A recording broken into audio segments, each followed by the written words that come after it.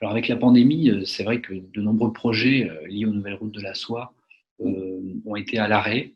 Il y a des défis, des opportunités, de ce programme d'investissement. Il faut, je crois, insister sur le fait que la Chine a pris soin de sécuriser l'ensemble des projets pendant la crise de la Covid-19, aussi bien pour les ouvriers chinois que locaux.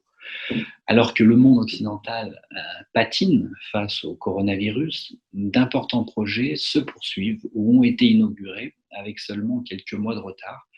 Je pense notamment au chemin de fer Lagos-Ibadan, au Nigeria, ou les travaux du métro à Tel Aviv en Israël, ou encore, c'est vrai, les chantiers du train à grande vitesse à Jakarta-Bandung en Indonésie.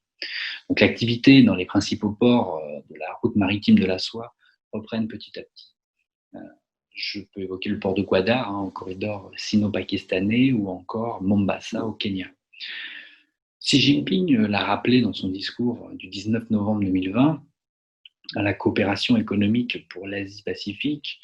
La Covid aura des conséquences sur les projets de l'initiative La ceinture et la route, mais la Chine va se servir et doit se servir de cette situation pour utiliser la route de la soie comme une relance économique. La question se posera de la soutenabilité des banques chinoises qui auront moins de ressources pour financer des projets à travers les pays engagés. Ça, c'est certain. Mais on note depuis 2 ans une baisse des investissements déjà. L'équilibre entre priorité du marché intérieur chinois et projets labellisés Initiative La ceinture et la route se posera en 2021 et peut-être même au-delà.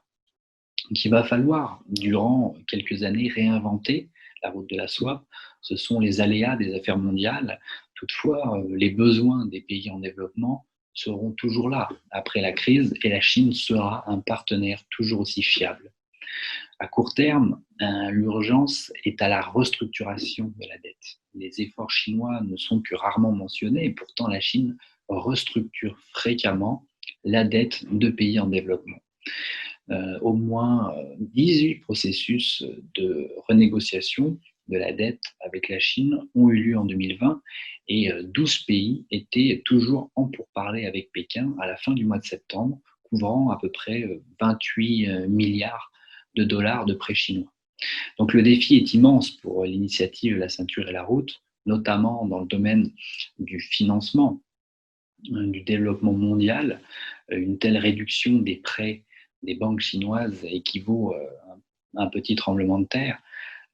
S'il persiste, cela aggravera un déficit de financement des infrastructures qui, à lui seul, je le rappelle, en Asie, s'élève déjà à 907 milliards de dollars par an.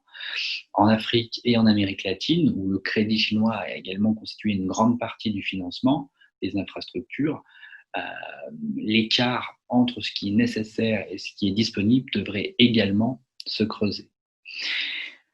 Donc, ce que l'on peut dire, c'est que le repli chinois devrait se poursuivre, mais les projets déjà réalisés ou en cours de réalisation sont déjà énormes. Je rappelle simplement, pour conclure, qu'entre 2008 et 2019, les deux banques chinoises ont prêté 462 milliards de dollars, juste en dessous des 467 milliards de dollars accordés par la Banque mondiale.